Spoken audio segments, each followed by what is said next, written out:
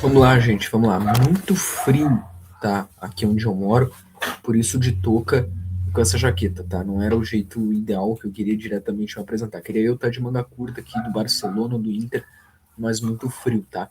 Por isso.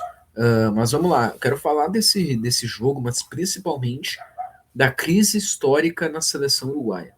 Crise histórica na seleção uruguaia. Meu Deus do céu.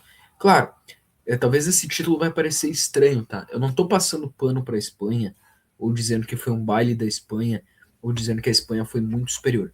Para mim, fala muito mais do Uruguai, porque podia ter acontecido com o Uruguai o que aconteceu com o Equador.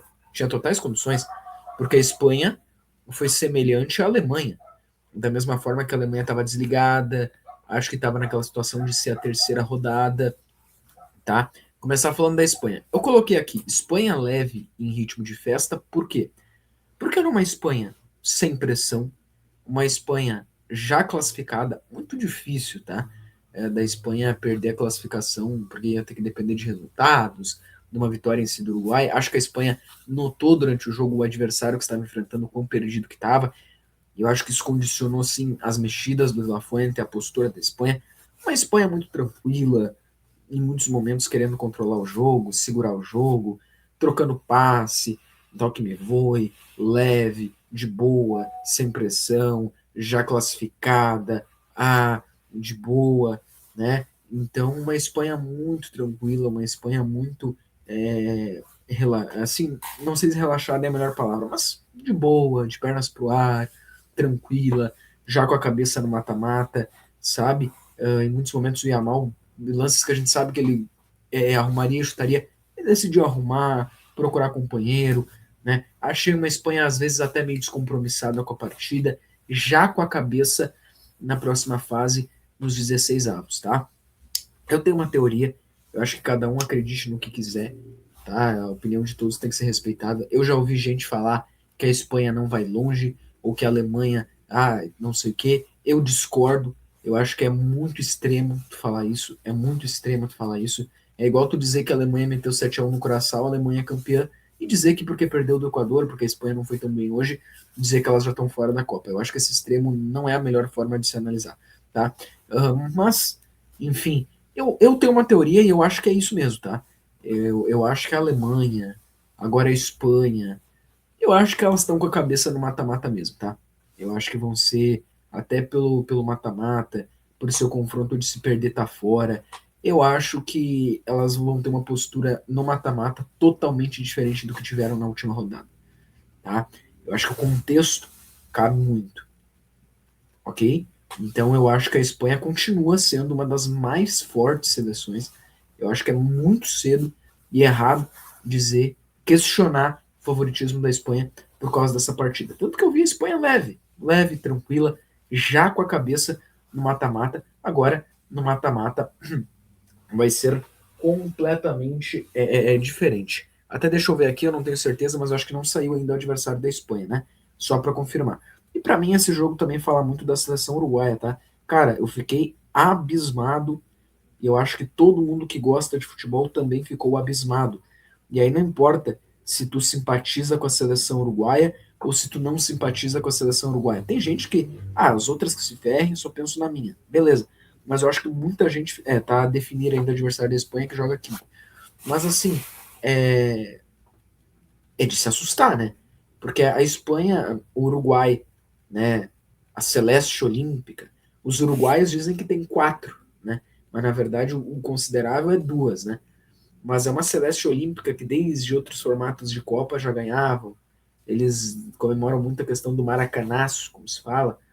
Mas se tu for olhar nas décadas mais para frente, claro, naquela década de 90 eles ficaram fora da Copa, tudo, em 2006 também não foram para a Copa, mas em 2010 a seleção do Uruguai chega em terceiro lugar na Copa do Mundo. O Tabares praticamente recupera, né? O Tabares coloca a seleção uruguaia como a terceira força da América, muitas vezes sendo até à frente de Brasil e Argentina em alguns anos. O Uruguai vira a terceira força da América. Talvez hoje esse posto é da Colômbia, não sei. Mas o Uruguai vira a terceira força da América.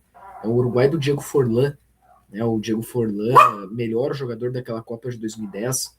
O Uruguai chega na disputa de terceiro lugar. A seleção uruguaia tinha até condições de conseguir algo a mais ali em 2010.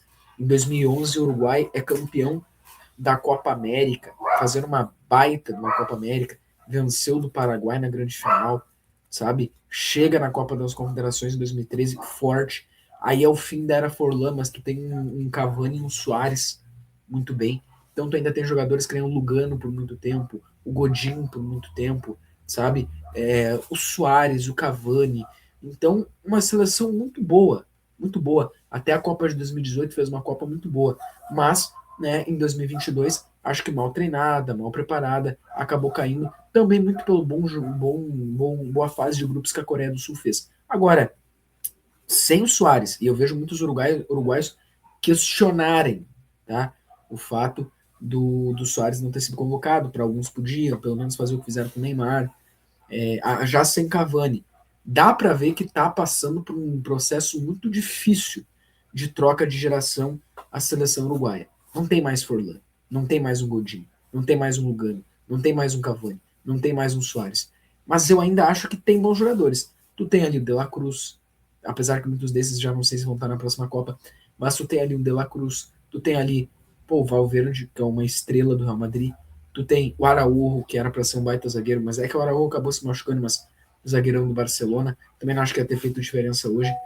Tu tem ali o Darwin Nunes, né? Então tem uns jogadores legais. O Canóbio, eu acho que não é uma Espanha, não é uma França, não é um Brasil, não é uma Argentina.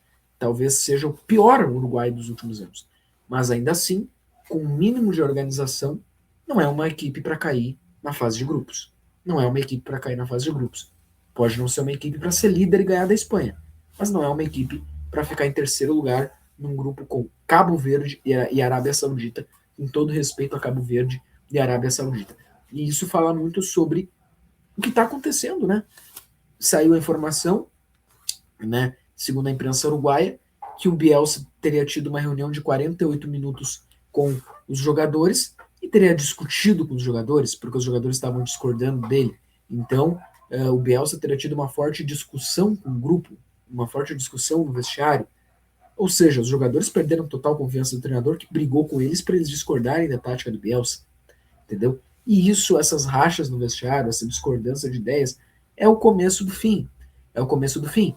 Isso, e por isso que eu não sei se toda essa questão da seleção uruguaia ficar tão perdida não aconteceu já depois que a Copa tinha começado do que antes. Eu acho que o Uruguai já vai mal, mas ele se perde no meio do caminho.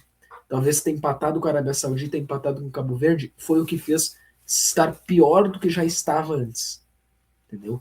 Então essas discussões do Bielsa, cara, a partida de hoje foi bem constrangedora, né? O Bielsa, em muitos momentos, até mesmo expondo os jogadores. Cara, como é que o Bielsa tira o Valverde no segundo tempo? Não, o Muslera falhou, falhou. Não era nem para ser ele goleiro titular. Mas não tem, né? A reposição que seria o Rocher, tá como tá. Que todo mundo aqui, a maioria colorado, quem assiste, sabe. E aí, tu tem o Muslera errou no primeiro tempo, tira o Muslera no intervalo. Cara, que loucura é essa? E outra, no meio do segundo tempo, o teu time precisando fazer 1 ou 2 gols para ganhar. Tira o Valverde, o melhor jogador do time. E o Valverde sai irritado, não olha nem pro rosto do Bielsa, tampa o rosto com a camisa para provavelmente ele xingar o Bielsa. Cara, e dava para ver um time do Uruguai totalmente perdido taticamente. Por isso que a Espanha não queria, cara. Hoje a Espanha tava bem desligada. Porque tem um lance que o Lamine Yamal tá sozinho, sem nenhuma marcação no lado de campo, e tem uma amontoada do Uruguai no lado esquerdo, e o Yamal tá sozinho no lado direito. Cara, o Uruguai perdido para atacar, perdido para defender. Era um troca de passes livre, leve e solto da seleção espanhola dentro da área deste Uruguai perdido. A seleção uruguaia estava perdida, sem nenhuma ideia tática, sem nenhuma consciência tática. Na hora da parada técnica, enquanto o De La Fonte estava reunido com todo o seu grupo, cara, o Uruguai tava uma bagunça, todo mundo berrava de um lado pro outro. E aí, então, no final, os jogadores do Uruguai brigando com os jogadores da Espanha do banco de reservas.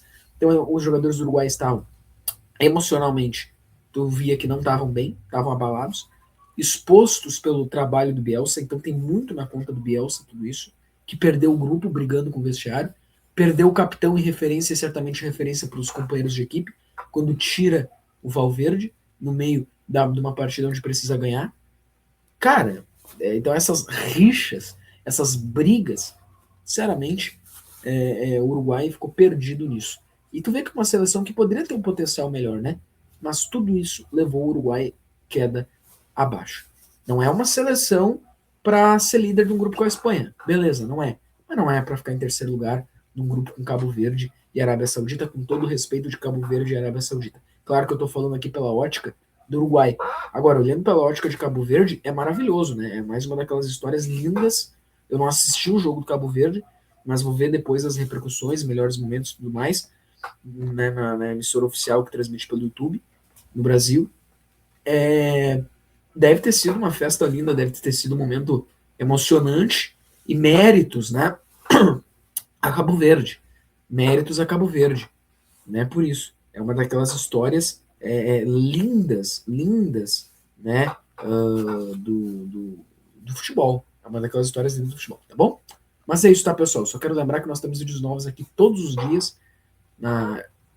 Eu falei todo o jogo da Espanha na fase de grupos, eu vim aqui fazer um vídeo sobre o jogo do Uruguai, também na outra rodada eu tinha feito aqui um vídeo sobre os jogos do Brasil, a gente fez vídeo analisando aqui sobre os jogos da Argentina, todos os jogos também a gente fez vídeo aqui analisando, amanhã vamos fazer de novo, amanhã o vídeo vai sair também na virada. Então, temos vídeos aqui todos os dias analisando algum assunto aí, e todos os vídeos também viram shorts que entram ao longo do dia aqui no canal, tá bom? Então fica ligado.